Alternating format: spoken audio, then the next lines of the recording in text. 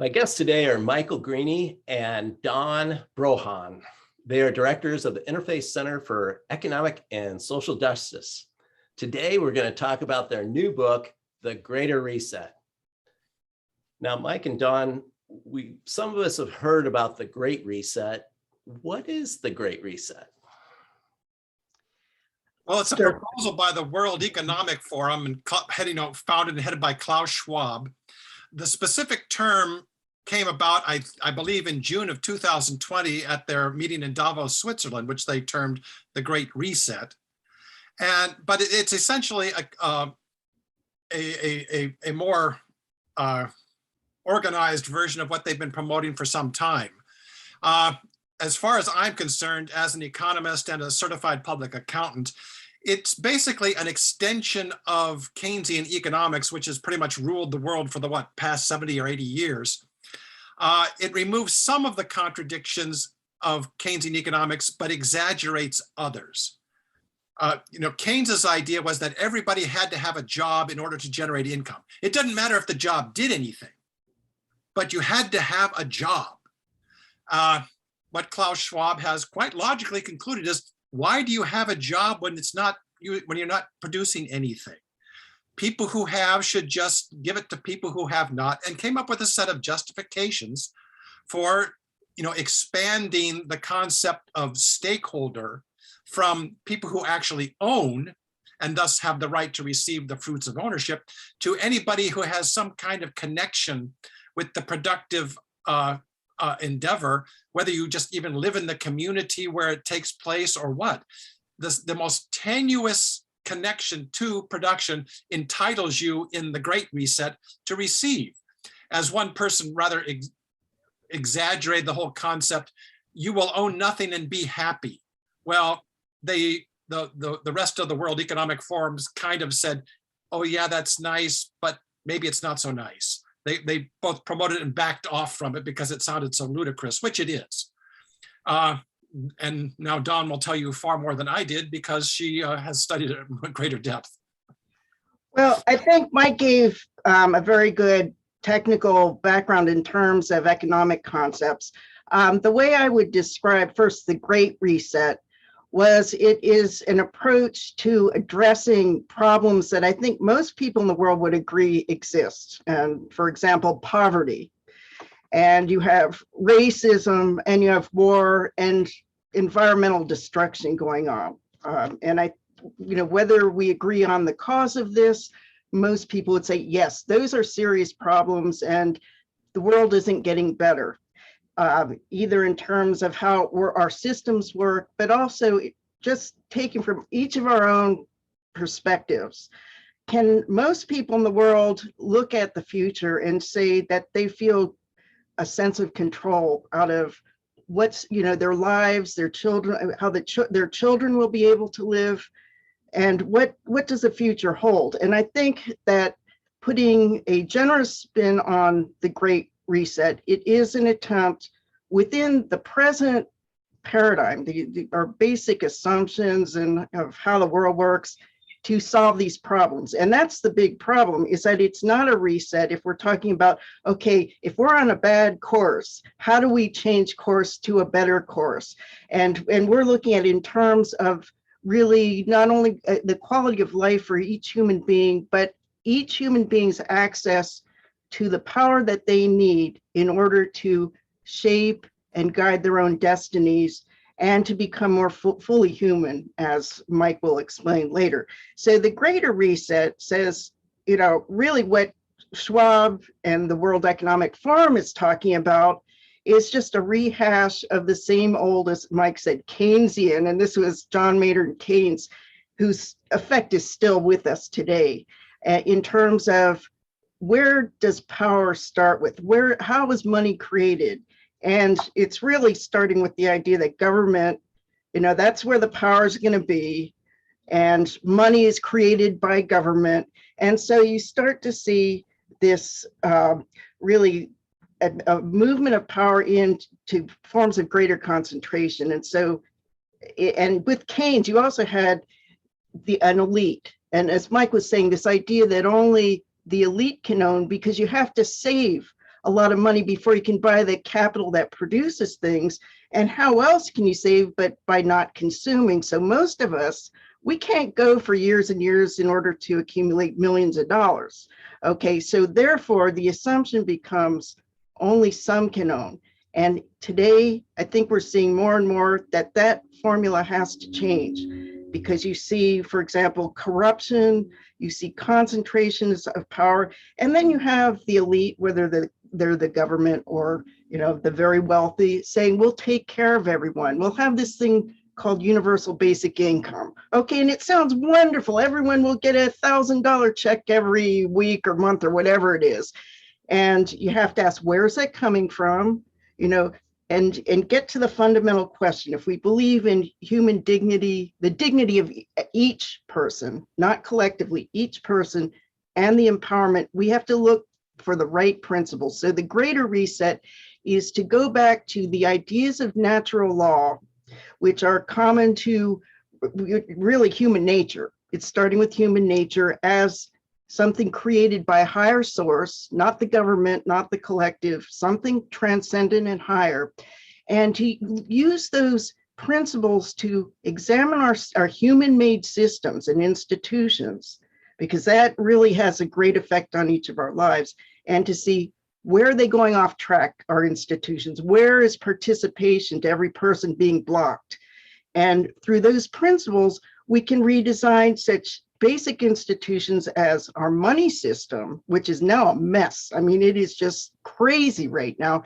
And that's going to affect other parts of our lives. So that's what this book is, getting back to fundamentals.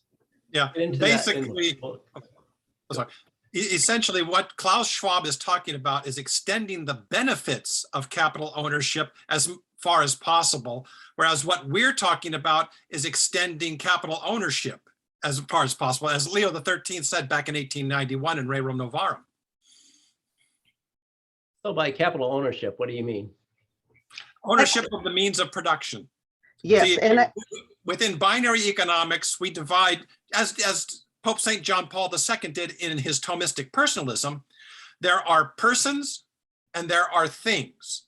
Louis Kelso, who came up with the concepts of binary economics, which were helped systemized by Mortimer Adler, the Aristotelian philosopher, he said there is labor and there is capital. Well, in personalist terms, of course, that means there are people and things, as a little video Don put together put it. And so you, of course, own yourself in the temporal terms. Of course, in the cosmic sense, God owns everything. So, but he gave us personal sovereignty. So what you divide it into persons and non-persons, or the human factor and the non-human factor. The human factor is all forms of human input, which we call labor, and all forms of non-human input, which we call capital. Now, of course, capital we can subdivide into technology, you know, man-made artifacts, and that which God has created and supplied, you know, land, water, the natural resources. So the combination, in order to be able to produce, you not only have to own your own labor, but you also have to own that which the non-human factor as well. And Keynes said, oh, no, you don't. And Klaus Schwab emphasized this and said, all you need to do is get the benefits of ownership without actual ownership, which of course, every Pope since Leo XIII and possibly before has disagreed with. And I'd like to add to that, there's a concept that most people in the world don't know, they don't understand what it actually is. And it's so key to reconnecting people to their own means of subsistence, their own means of determining their own lives and having power. And that's the word property, and specifically private property. Property is the right of an owner to the full stream of fruits that whatever they own produces. Property also means the right of control.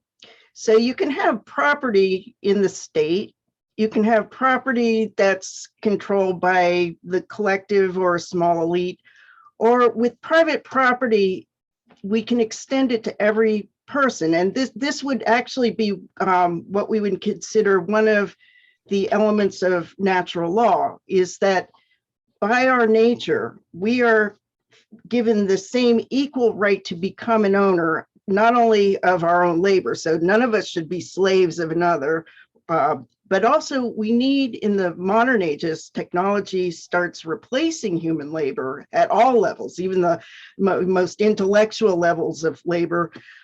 We need to be able to own those things that are replacing our labor. They can't replace us as human beings, but they can, in terms of economics, do certain things much better than we as individual human beings can. And private property, in other words, is going to be the idea of control, power and control in the economy. And where should that start? And we contend not with the, an elite that's going to give us $1,000 check, or the government that's going to hand out, money that it prints up out of thin air. No, everything has to have something real of value when we're talking about economics. And we as individuals must have the means to acquire the things that are going to produce. Even if it means we don't have those jobs on the assembly line, that frees us up to do really the kind of work that we would do for free, because it's important. It adds to civilization, it adds to the common good, and we get satisfaction and we develop as human beings. So in the paradigm we're talking about, people need to work. We're not saying you're just going to be handed a check and you can sit in front of the TV and eat potato chips all day. Well, you can if you want, you're free to do that, but hopefully our educational system is going to teach us how to be fuller human beings, to be not only concerned about our individual selves, but those around us as well. And this is Father Faree's important point. Each of us must become stewards of the common good. And by common good, he meant the network of interconnected institutions, whether it's government or the money system or corporations, anything of invisible tools that help us produce in the economy, but also live in society. Yeah, so to summarize, in natural law and Catholic social teaching terms, the right to be an owner is absolute and God created in every single human being. The rights of ownership, that is the rights of property, are socially determined and necessarily limited. In the Catholic Church, they call that absolute right to be an owner the generic right of dominion. And the rights of property or use, we call the universal destination of all goods. That doesn't mean that everybody has the right to use everything that everybody else owns. What it means is that you must never use what you own to harm others, because there is a universal or destination for everything on earth, so that you must not use it to harm others or the common good as a whole. A lot of people think that generic right of dominion and universal destination of all goods mean the same thing. No, they don't, nor do they contradict each other, which some people assume, which is how you get some of these very unusual interpretations of Catholic social teaching that try to turn it into capitalism or socialism when it's neither. You have a sign, and you both touched on this in your last comments: own or be owned. Mike, behind you. Yeah, Dawn made me do that. Well, actually, it came about in, as you can tell, there's a lot of detail behind the ideas we're trying to convey, and it gets really wordy very easily. So we tried to do the opposite. How could we sum up what we're talking about, at least in terms of economics, but I guess also in terms of your freedom in society, into the fewest words that we can think of? And own or be owned expresses that. And it doesn't only mean, economic ownership. It certainly, that's critical to it.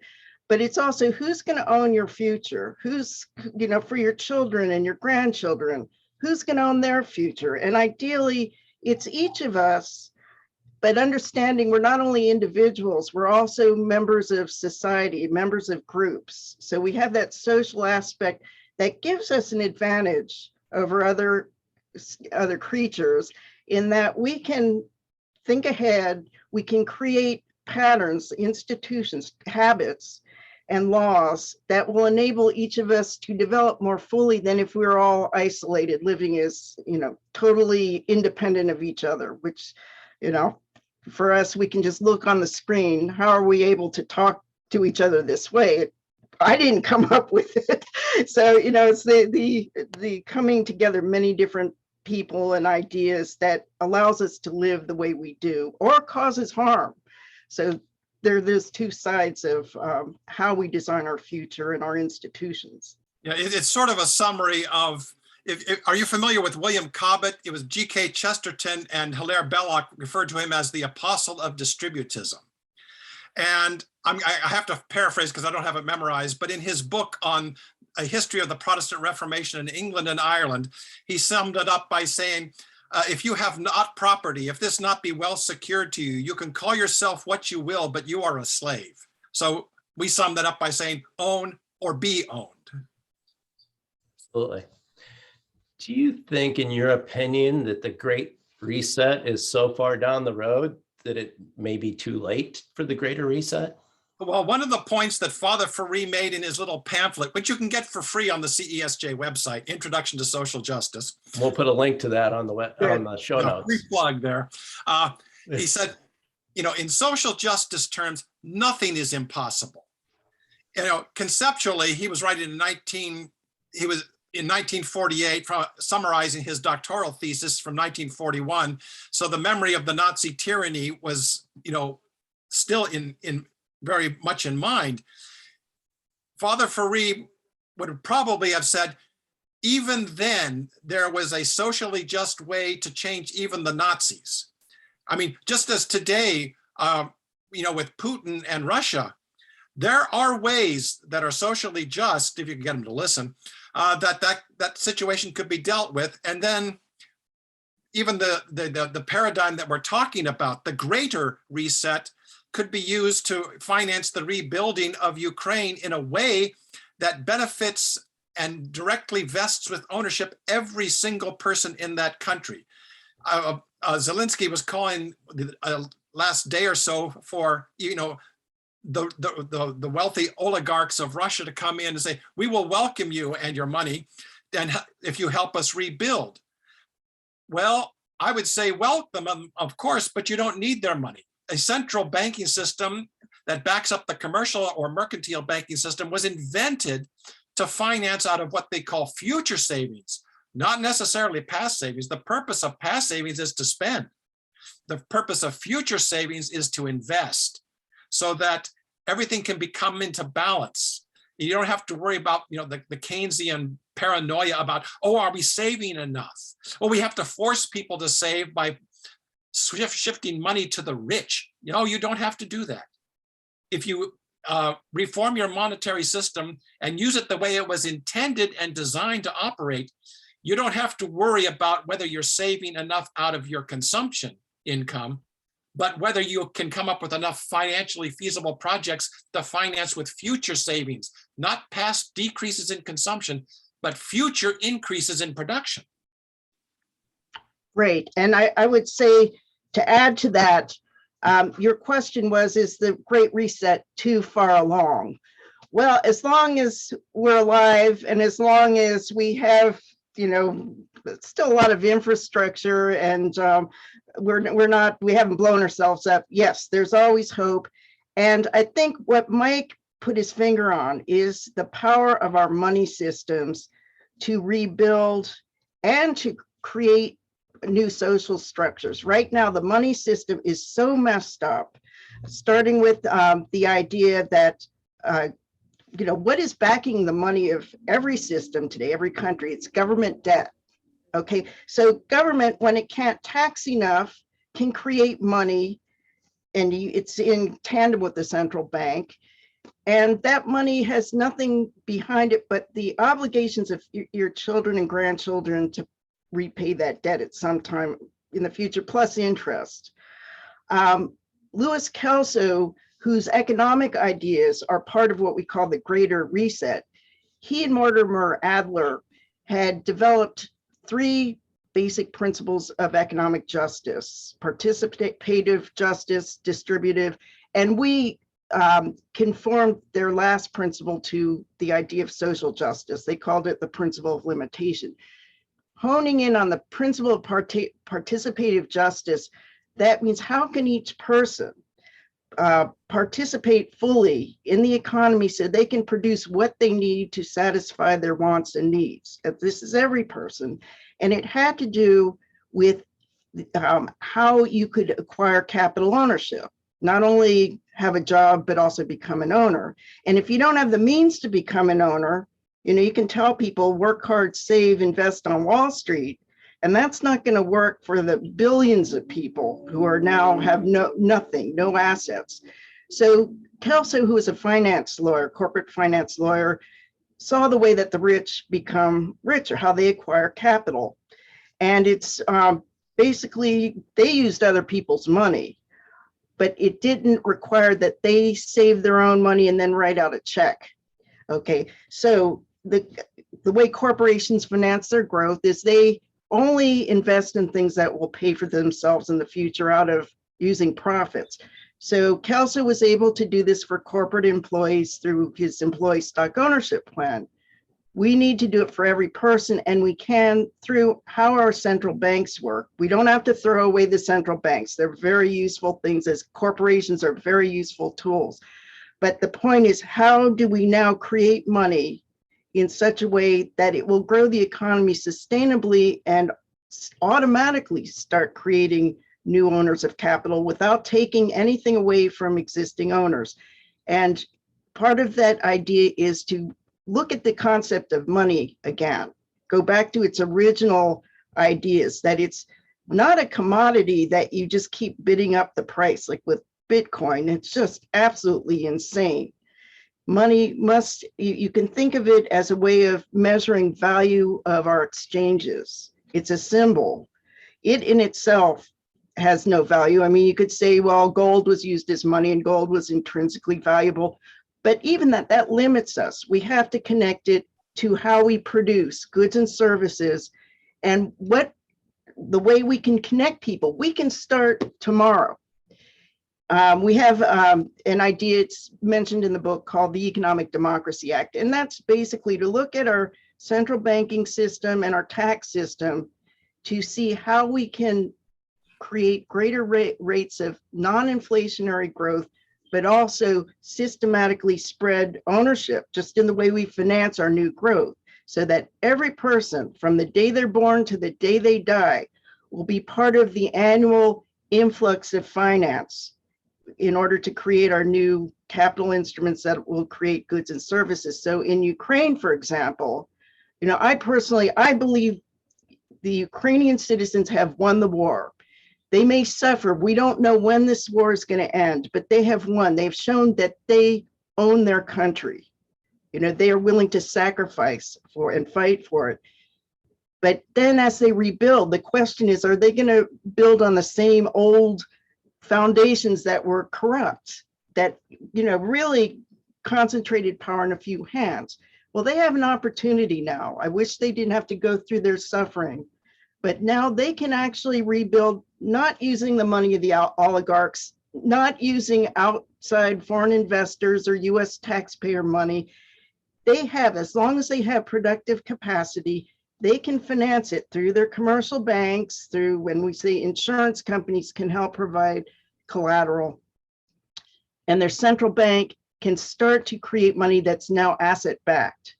And they can make this money available in ways that every citizen can acquire shares in, for example, corporations that are going to have to rebuild the infrastructure, that will need to rebuild homes, will need to rebuild industries. I mean, their country is being flattened right now, but this is an opportunity for a greater reset for every citizen of Ukraine, which will provide a model to every citizen of Russia and every citizen of every country in the world, okay? The United States including.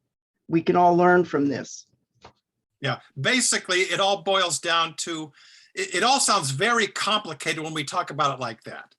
Commercial banking, central banking, rediscounting, hypothecate, all this other thing. it's all based on Adam Smith's first principle of economics, which is consumption is the sole end and purpose of all production. If you're not producing for consumption, why bother to produce? And from this, Jean-Baptiste Say got his so-called law of markets, which is there are only two ways to be able to consume. One, you either make it yourself and consume it yourself, or you make something, produce something that you trade to someone else for what that other person has produced so that you can consume it. You must have production in order to have consumption. You can't consume what hasn't been produced, obviously. Keynes thought that you could, but I'm not going to get into that long lecture on Keynes's contradictions. So what money is the medium by means of which I exchange what I produce for what you produce. It's how we measure value and how we transfer something. Every time an exchange takes place, money is created and canceled. Now, some of these exchanges can be extremely circuitous and take years, decades, even centuries before the money that was created is canceled.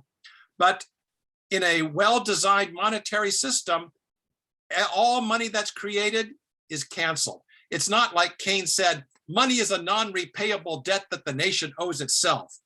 There are so many contradictions in that statement, it's not even worth discussing. Once you get the essence of money is that it's how I trade what I produce for what you produce, you've got it. Everything else is just explanation on how you do that. Breaking something complex